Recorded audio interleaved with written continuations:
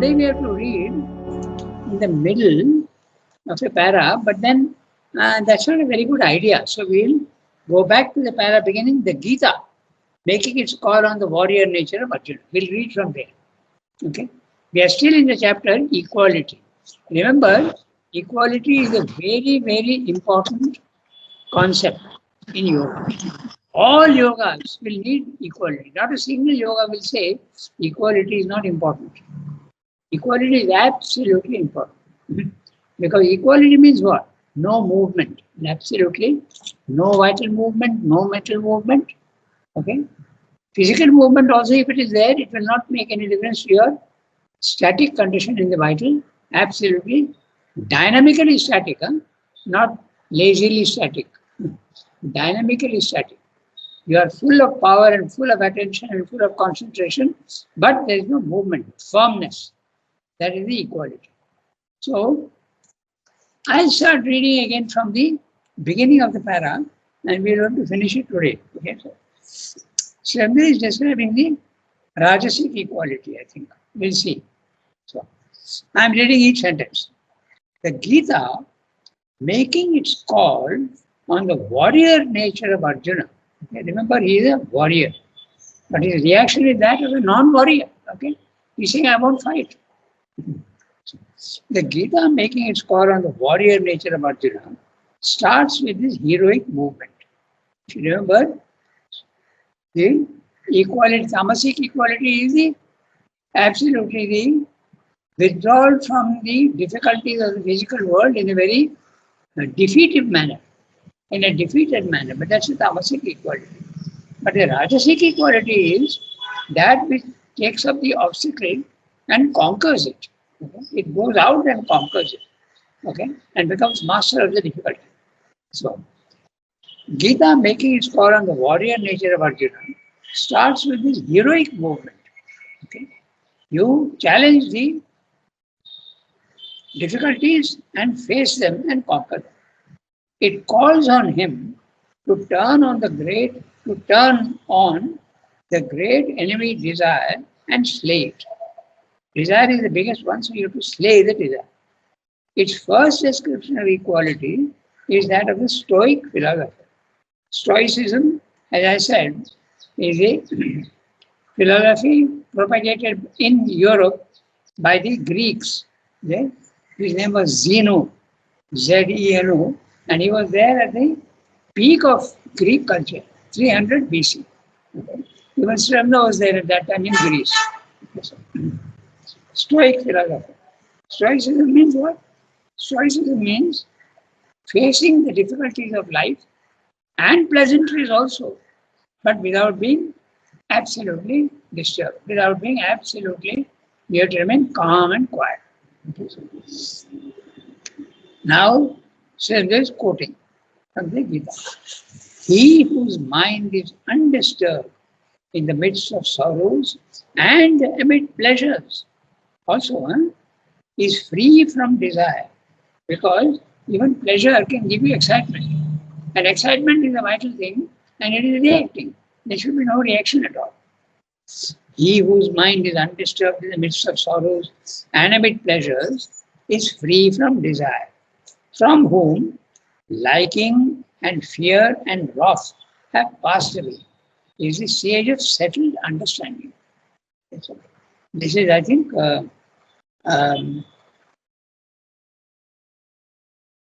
the second chapter and the 59th verse. Okay, so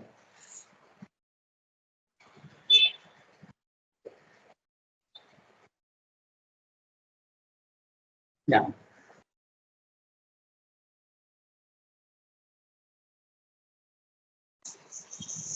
Yeah, that's right. So that's the 59th verse. Okay, so, yeah, we will read. Yeah. No, Yes. What first, the equality or the cessation of desire? No, Pallavi, what you are asking, I couldn't understand. No, I mean, equality comes after you stop having desires, or when you have equality, you don't have desires. No. Every human being has, even animals have desires. Desire is there right from your birth. Okay? And when you start wanting to do yoga, when you don't want to be um, uh, part of the world's miseries and things, and you realize that you have to become calm and quiet, then the equality starts. You try to make an equality. Everybody has got desires. And desires, you get excited when something pleasant happens, and you get discouraged when the unpleasantness is there. So that desire always comes first. The equality kills the desire. Okay? He whose mind is undisturbed in the midst of sorrows and amid pleasure is free from desire, from whom liking and fear and wrath have passed away. He is completely free from likes and dislikes. He is absolutely calm and quiet, impartial. And naturally then, fear also can't come and also wrath can't come. Anger. He is a sage of settled understanding, who in all things is without affection, though visited by this good or that evil, and hates nor rejoices. His intelligence sits firmly founded in wisdom.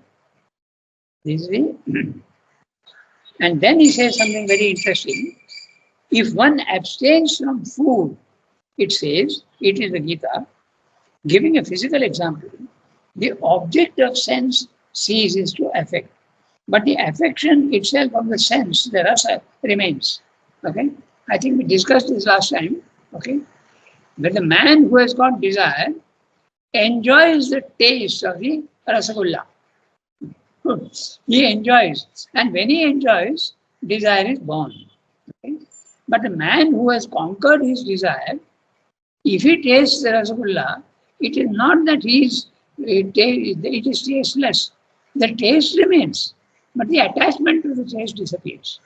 That's what is being said. Okay. So, if one abstains from food, it says, giving a physical example, the object of sense ceases to affect, but the affection itself of the sense, the rasa, remains. It is only when, even in the exercise of the sense, it can keep back from seeking its sensuous aim in the object, artha, okay,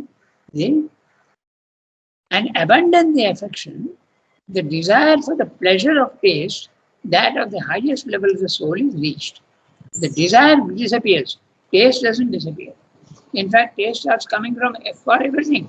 Even those things which you found disgusting taste before, now it doesn't seem so disgusting at all. Okay? The taste is there. It is by using the mental organs on the objects, ranging over them with the senses. Vishayan Indriyas Charan. This is very interesting. When you are expecting something, already you start enjoying, even before eating. Oh, today this is there. That's my favorite food. And then even salivation. Okay, the saliva starts. It's just like in the Pavlovian experiment with dogs. Na? You know that, na? What happened was that the dog was, when his food was ready, Pavlov used to ring a bell. Okay, so the dog knows slowly that when the bell rings, my food will come. Okay, then what he did afterwards, he rang the bell, but he stopped giving the food, and yet the dog was saliva was collecting in his mouth. So that expectation of the taste is there. So that's exactly what taste doesn't disappear, but the attachment in human beings to taste will disappear if you have conquered your desire. That's what is being said. Okay? The desire for the pleasure of taste, that highest level of the soul is reached.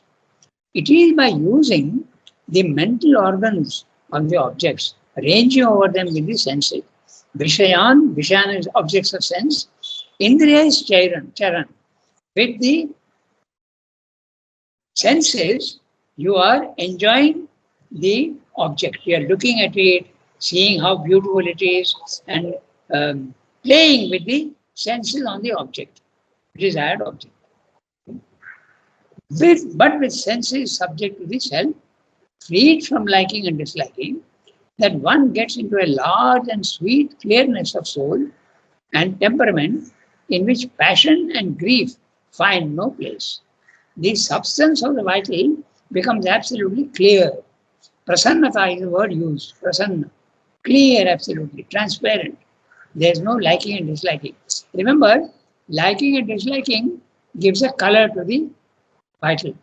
Liking and disliking, that's why the word raga is used. Raga is the coloring of emotions. That coloring disappears entirely when desire is conquered. Okay? But with senses subject to the self freed from liking and disliking, that one gets into a large and sweet clearness of soul and temperament in which passion and grief find no place. Exactly in the same way, the color of your thoughts are yellow. Okay, the mind's color is yellow. Okay, and that yellow, when your mind is absolutely free, it becomes like a transparent, still lake. Okay? There's no more coloring in the mind. It's absolutely a clear, transparent substance. It becomes exactly the same way in the vital. You know that the colors of the vital are violet. Okay, then sometimes red also, a little. These are the purple. These are the colors in the vital. Sometimes other colors also can be there. So, all now, very interesting image that she's giving in the Gita. All desires have to enter into the soul as waters into the sea, and yet it has to remain immovable, filled but not disturbed. So, in the end, all desires can be abandoned. Okay? So, all desires can be abandoned, just as the river enters the sea, but the sea remains absolutely unchanged. The river disappears. The river is a desire that comes into the sea, and it disappears into a calm, quiet, vital and mental nature. There is no effect on it at all. All desires have to enter into the soul as waters enter the sea, and yet it has to remain immovable, filled but not disturbed. The desire is coming inside, but it is not leaving you disturbed in any way.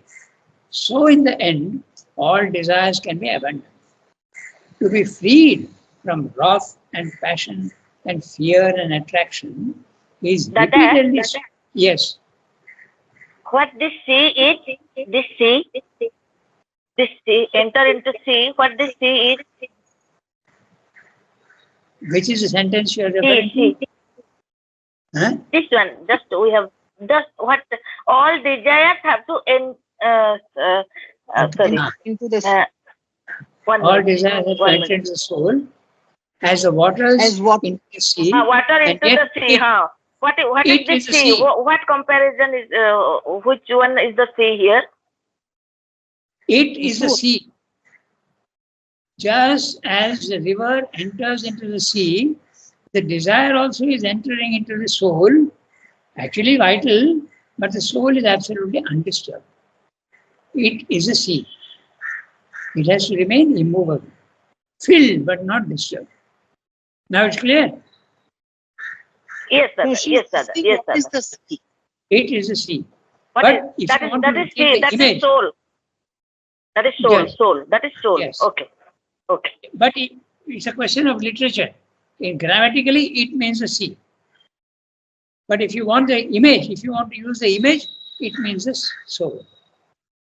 Okay? He is making comparison.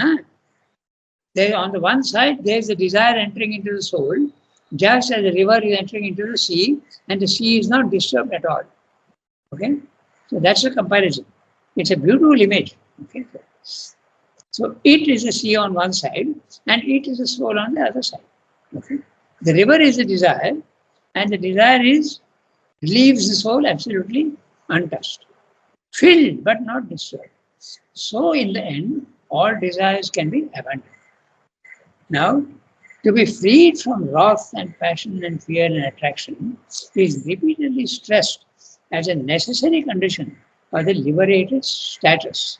Status means no movement at all, static. Okay, status is a condition where there is no movement at all, okay? Immutability.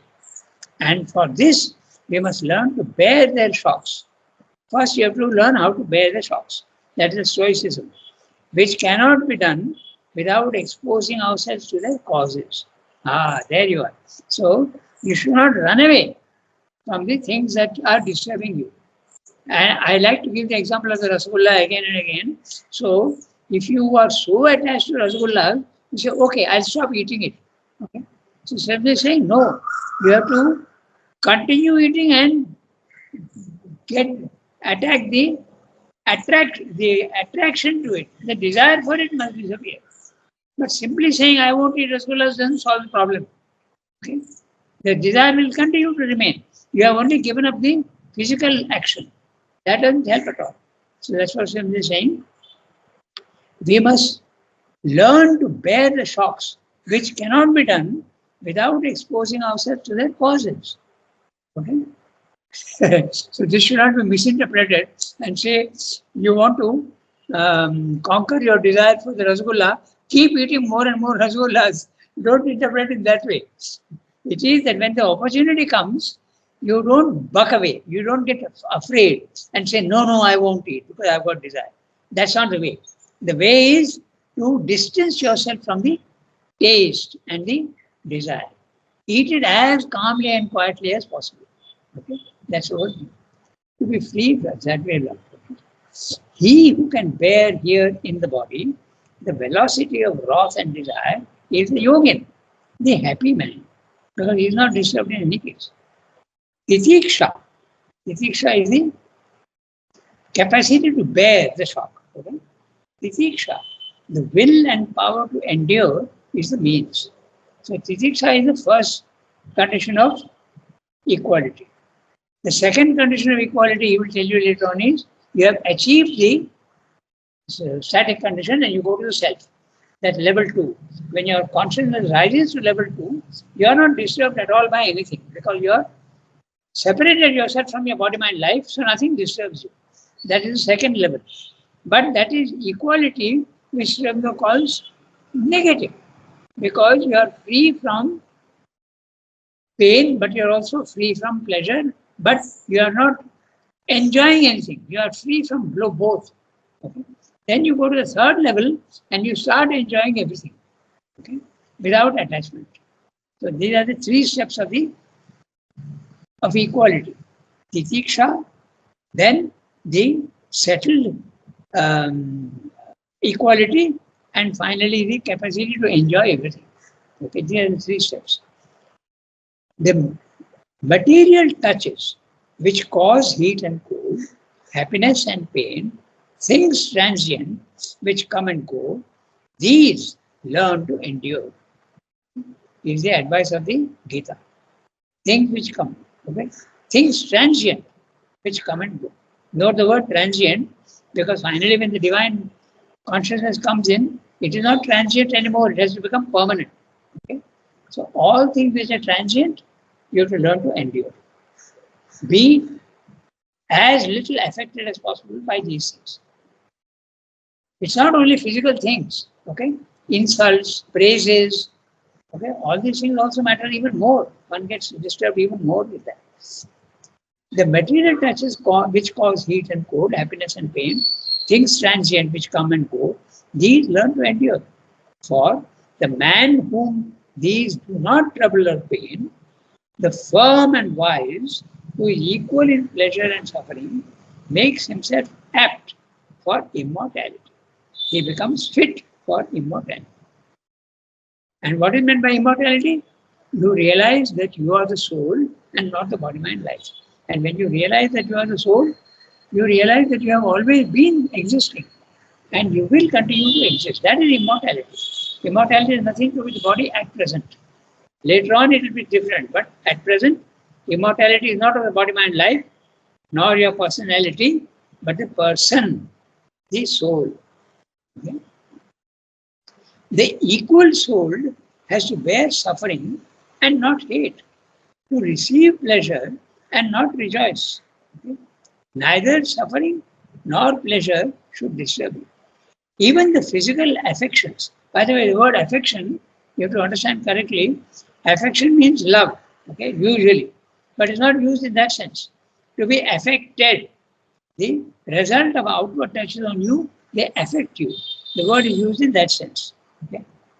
So sometimes you may not understand this, the English part of it. So the physical affections, that which affect you, okay, are to be mastered by endurance.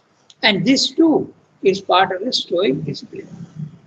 Age, death, suffering, pain are not fled from, but accepted and vanquished by high indifference. Okay? The high indifference, there's a footnote. Okay? Dhiras tatra na mupyati. The one who is dhira. Dhira is one who is absolutely stable in consciousness. Dhira, stable in the consciousness, absolutely. He is not confused by these things. Tatra na mupyati, says the Gita. The strong and wise soul is not perplexed, troubled, or moved by them. But still, they are accepted only to be conquered. Jara marana mokshaya yatanti. You continue to try to be not affected at all by all these things. That's what he said. Not to flee appalled from nature in her lower masks, but to meet and conquer her is the true instinct of the strong nature, Purusha Arshabha. Purusha Arshabha. The Rishabha is the bull. Okay?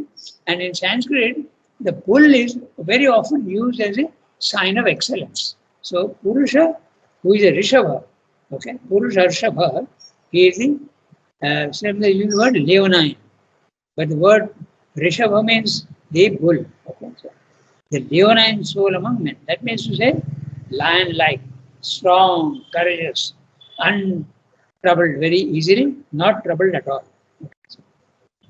Thus compelled, she throws aside her mask and reveals to him his true nature as a free soul, not her subject, but her king and lord, Swarat Samrat. So this sentence we see again, not to flee apart from nature, in her lower masks.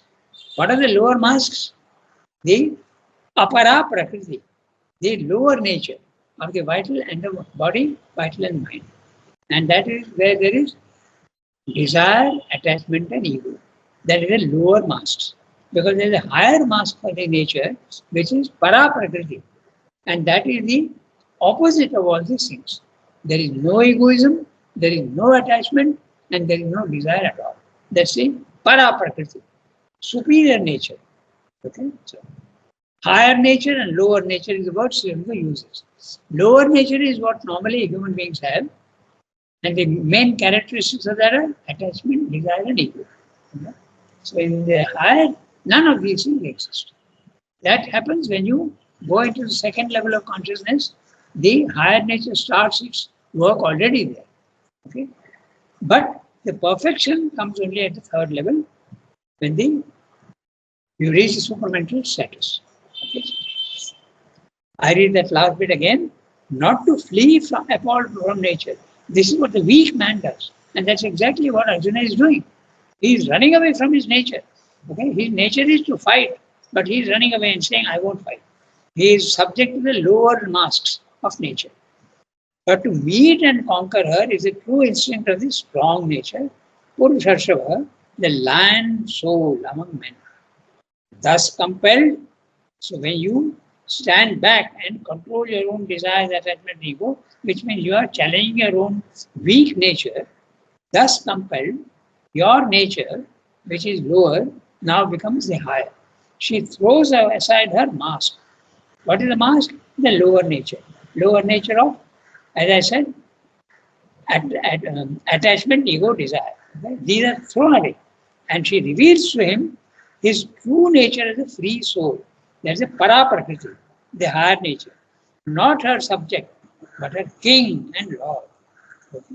Swarat Samrat. The free soul is the king. He is the ruler of the nature. He controls his nature fully. In the lower nature, your soul is subject to the nature. But in the higher, you are completely master of your own nature. That's what it's meant. Okay, so now we can go to the next one. But the Gita accepts the Stoic discipline. The next one, he has discussed the tamasic equality. In this one, he has discussed the rajasic equality. And in the next one, he is going to discuss the next two paragraphs. He is going to discuss the sattvic equality. So, one of Can you I has to ask read. a question, please? Yes, please, go ahead. You mentioned that in the 3rd century BC, when Zeno was there, Sri Aurobindo was also there. Yes. So, any idea what Sri Aurobindo was at that time? That is a question that bothered me also a lot. Okay, but I can only give a wild guess. Okay, and the wild guess is that he could have been. He has not given any indication anywhere. Okay, of what he was. He has only given a hint that he was a friend of Dilip Kumar Roy, who was also in Greece at that time. Okay, that's the only thing he has given. But Sri Aurobindo, there's a book by Amal Kiran, Sri Aurobindo in Greece. Maybe Yes. in that book you'll find a hint. But my guess is that he may have been Heraclitus, because he has written a whole article on Heraclitus and his philosophy. And there he has even discussed the subtleties of Heraclitus' philosophy. Because it says fire is the ultimate substance and the ultimate reality, that is Heraclitus. But Aurobindo gives even psychological interpretations of Heraclitus. So it is possible that he would have been. But of course, this is a wild guess. He has not given himself what he was. There is no hint anywhere. I think It's there was a big article in Mother India about him. I don't know. I don't remember. It will be interesting. Okay, I'll do a search. I'll tell my team in Mother. A few months ago, and I was wondering why he's going into such depth of this guy, And it was, of course, Greek and Latin to me, because it was in such depth that it went above my mind. Yes. So we'll do one thing. We'll see. We'll have to look in that in the book, but I don't have the time to read the book. But there is a book by Sri Aurobindo in Greece by Amal Kiran. Maybe I'll discuss the issue there. Okay, so we continue now. We go to the next one. So, Yasmin, do you have the text? You can read the next one. Sorry, I don't have the text today. Okay, then whoever has the text, Archana, do you have the text? Maybe Archana is not there. So, who else has the text? Pallavi, you have the text? No, she is in Singapore. Yes, Ranganath. No, I have the text. You have the text? Oh, yes, very Ranganath. good. Then you read. But the Gita accepts this Stoic discipline, this heroic philosophy, on the same condition that it accepts the tamasic recoil. It must have above it the sattvic vision of knowledge, at its root the aim at self-realization, and in its steps the ascent to the divine nature.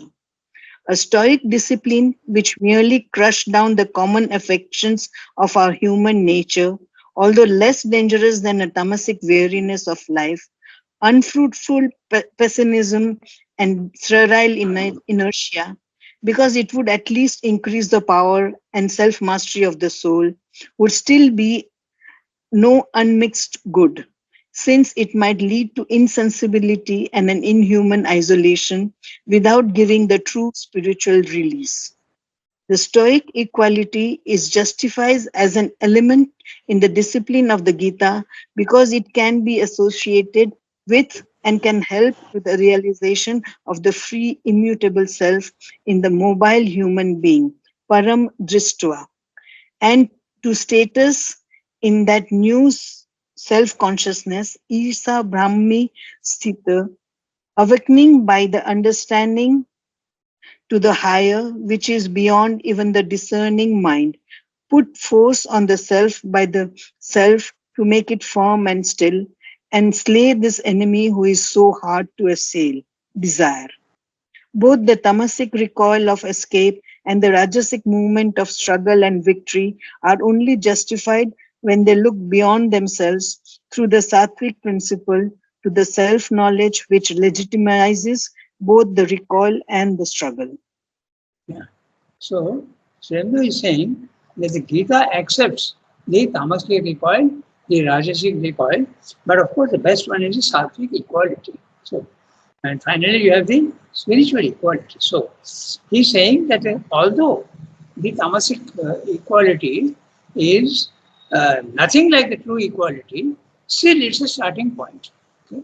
So, that's the first one. And second one also he is saying the Gita accepts, although it is very far from the real equality. Why?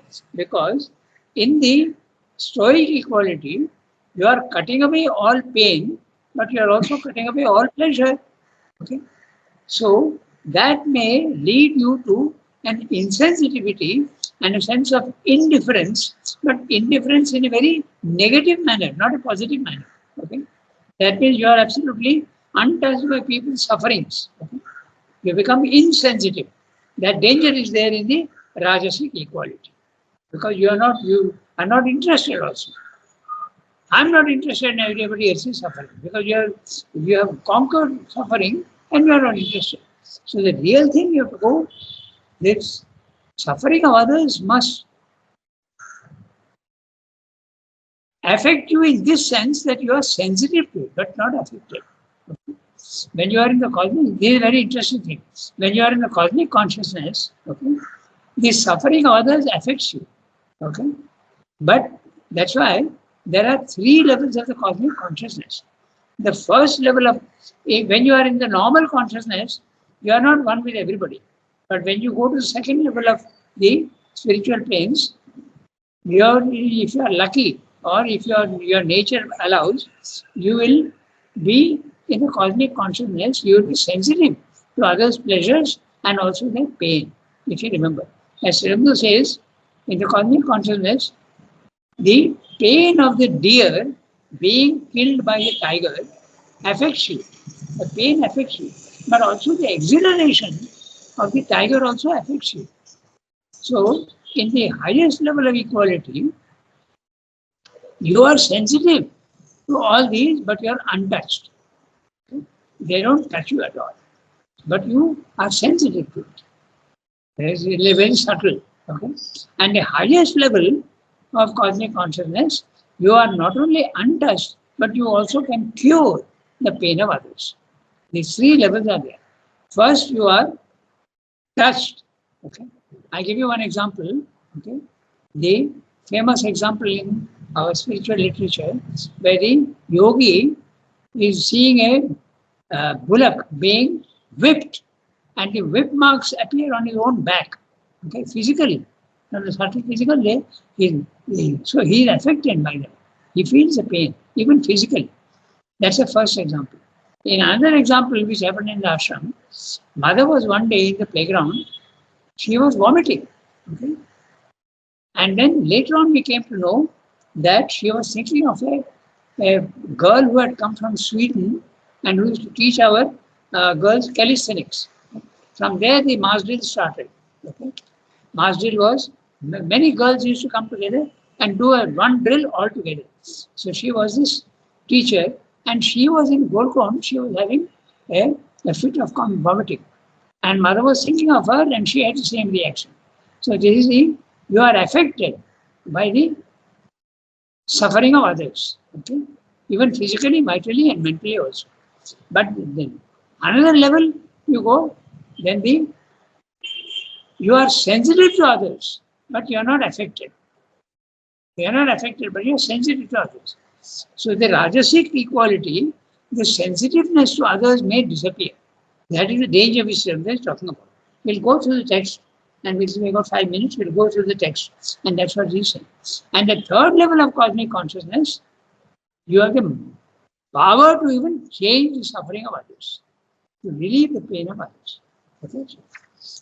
I'm reading the text which we read just now, which was read by Pallavi.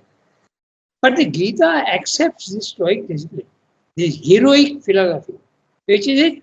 You meet the nature and your nature's difficulties of attraction, ego, and desire, and conquer it. Okay. In other words, you become master of it. You won't let nature affect you, but you become master of nature. The Gita accepts the stoic discipline, the heroic philosophy, on the same condition that it accepts the tamasic requirement. It must have above it. Okay. It must have above it the